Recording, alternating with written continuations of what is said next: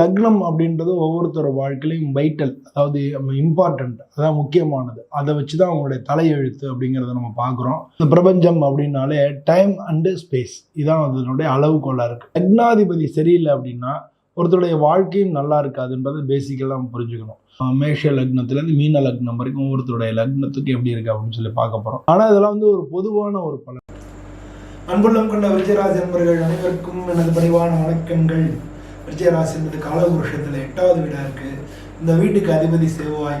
இந்த வீட்டில் இருக்கக்கூடிய நட்சத்திரங்கள் அப்படின்னா விசாக நட்சத்திரம் 4ஆம் பாதம், அனுஷம், கேட்டை இதெல்லாம் இருக்குது. பொதுவாக விருச்சிக ராசிக்காரங்க இருக்காங்க இல்லையா, இந்த ராசிக்கு அதிபதி செவ்வாய். அது மாதிரி வந்து காலபுருஷத்தில் முதல் வீடு மேஷ ராசிக்கு அதிபதியும் செவ்வாய். இப்போ வந்து இந்த செவ்வாய் ரெண்டுக்குமே இருக்கிறதுனால ரெண்டுக்குமே ஒரே மாதிரி இருக்கிறதுனால இருக்காது. ஏன்னா நடுவில் வந்து சூரியனை சுற்றி வருது இல்லையா, அந்த பக்கம் இருக்கக்கூடிய அந்த வான்வெளியை எப்படி பிரிச்சிருக்காங்க, இந்த பக்கம் இருக்கக்கூடிய வான்வெளியை பிரிச்சிருக்காங்க. அப்படி இருக்கும்போது அந்த மாதிரி அப்படி இருந்தால் இது இந்த மாதிரி இருக்கும் அப்படின்ற மாதிரியான, இது கால நேரம்னா இது சாயந்தர நேரம் அப்படின்னு அப்படி இருக்கும். அப்படி நம்ம எடுத்துன்னு பார்த்தோம்னா அதை ஈஸியாக அண்டர்ஸ்டாண்ட் பண்ணிக்க முடியும். அதனால் வந்து இப்போ வந்து இந்த விருச்சிக ராசி அப்படின்றது ஒரு நீர் ராசி. இந்த ராசி அப்படி நீர் ராசி மட்டும் இல்லை, ஒரு ஸ்திர ராசி.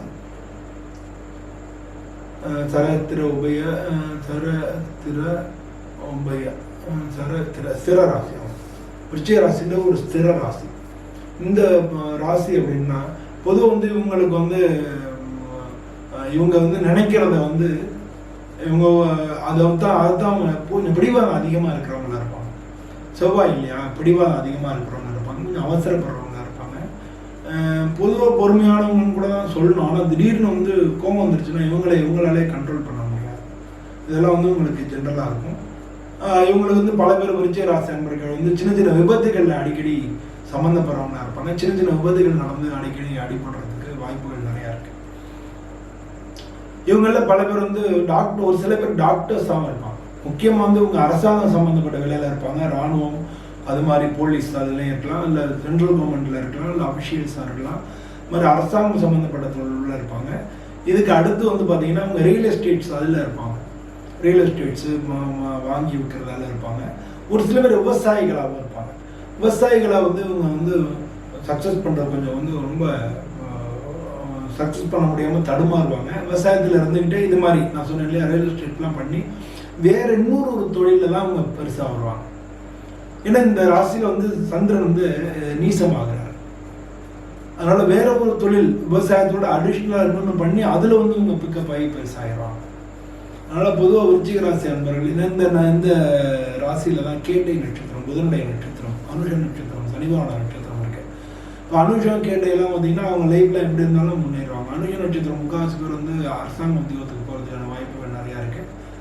கேட்டை நட்சத்திரங்கள் வந்து வியாபாரங்கள்லாம் பண்ணுறதுக்கு, ஒரு பெரிய போஸ்டிங்கில் இருக்கிறதுக்கு அதெல்லாம் இருக்குது. கேட்டை வந்து கோட்டை கட்டி ஆளுன்னு சொல்லுவாங்க. அது மாதிரி வந்து அனுஷமத்திரி கேட்டையும் சரி, பொதுவாக வந்து சொல்கிறது மற்றவங்க சொல்ல அதை கேட்க மாட்டாங்க. அதுவும் முக்கியமாக கேட்ட நட்சத்திரம் கேட்க மாட்டாங்க. அவங்களுக்கு என்ன முடிவு பண்ணுறாங்களோ அதான். அவங்க ஒரு வேலைக்கு போவேணான்னு முடிவு பண்ணால் வேலைக்கே போக மாட்டாங்க. அது மாதிரி அவங்க என்ன முடிவு பண்ணாங்களோ அதை தான் வந்து அவங்க தீர்மானமாக செய்வாங்க. அதே அனுஷ நட்சத்திரம் இருக்கு இல்லையா, அனுஷ நட்சத்திரம் வந்து பொதுவாக வந்து ஆண் அனுஷ நட்சத்திரமாக இருந்தால் அவங்கள கல்யாணம் பண்ணிக்க ரொம்ப கொடுத்து வச்சாங்கன்னு சொல்லுவாங்க. இப்போ நட்சத்திரங்களே அனுஷ நட்சத்திரத்துக்கு வந்து ஜாதகம் பார்க்காமலே கல்யாணம் பண்ணலாம்னு சொல்லி சாஸ்திரம் சொல்கிறாங்க. அந்த மாதிரி அனுஷ நட்சத்திரத்துக்கு ஒரு ஸ்பெஷல் இது உண்டு. இதில் விருச்சிக ராசியில் உள்ள விசாக நட்சத்திரம் வந்து அவங்க கொஞ்சம் வந்து கஷ்டப்படுறதை நம்ம பார்க்கணும்.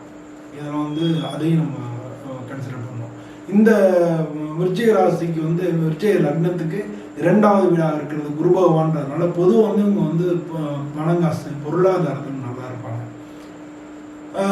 முன்னால் வந்து சின்ன வயசில் கஷ்டப்பட்டாலும் பிற்காலத்தில் நல்லா இருக்கக்கூடியவங்கள விருச்சிக ராசி அன்பர்களை பார்க்க முடியும். இவங்களுக்கு 5வது வீட்டுக்கு அதிபதி வந்து குரு பகவான்றதுனால பொதுவாக இவங்களுக்கு வந்து ஆண் குழந்தைகள் இருக்கிறதுக்கான வாய்ப்புகள் நிறையா இருக்குது. அட்லீஸ்ட் ஒரு ஆண் குழந்தைகள் இருக்கிறதுக்கான வாய்ப்புகள் தான் அதிகமாக இருக்குது. அது மாதிரி வந்து இவங்களுக்கு 3வது வீடு முயற்சிக்குள்ள ஸ்தானம், அது மாதிரி 4வது வீடு சுகஸ்தானம், இது ரெண்டுக்கும் சனி பகவான்றதுனால இவங்களோட முயற்சிகள் கொஞ்சம் கம்மியாக இருக்கும். எதுலேயுமே ஒரு ஷார்ட்கட்ஸ் பார்ப்பாங்க. நல்லா சுறுசுறுப்பானவங்க தான் இருப்பாங்க. ஏன்னா அவங்க ராசிக்கு அதிபதி செவ்வாய். ஆனால் முயற்சிகள் வந்து உங்கள்கிட்ட கொஞ்சம் கம்மியாக இருக்கும்.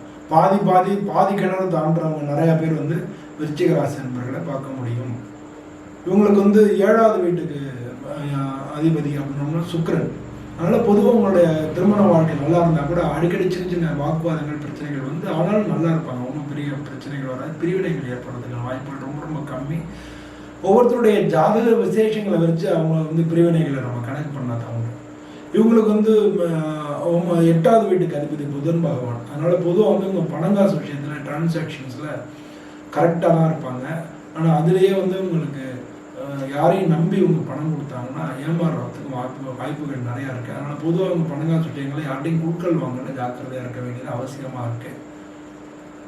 இவங்க வந்து அது மூலமாக வந்து அரசாங்கத்தில் வேலை பார்க்கணும்னால அது மாதிரி ஒரு சில விஷயங்கள் அவங்க மாட்டிக்கிறதுக்கு ஒரு சில சான்சஸ் இருக்குது.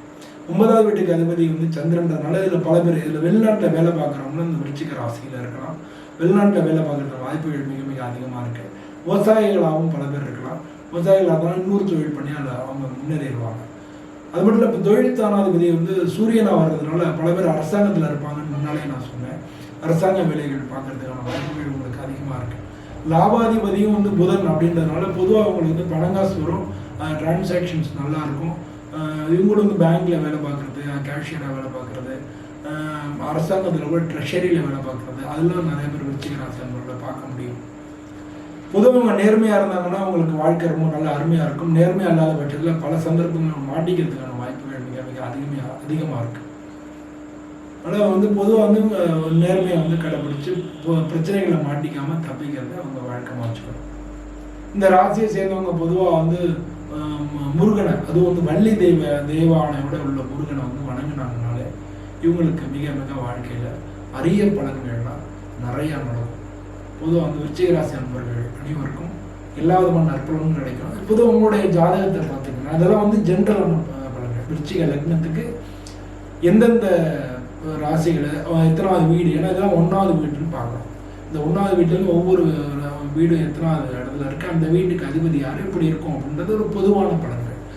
உங்களுடைய ஜாதகத்தில் அந்த எந்தெந்த கட்டத்தில் எந்த கிரகம் இருக்குன்றதை வச்சு அதனுடைய பொருள்கள் அதனுடைய பலன்கள் வந்து மாறும்.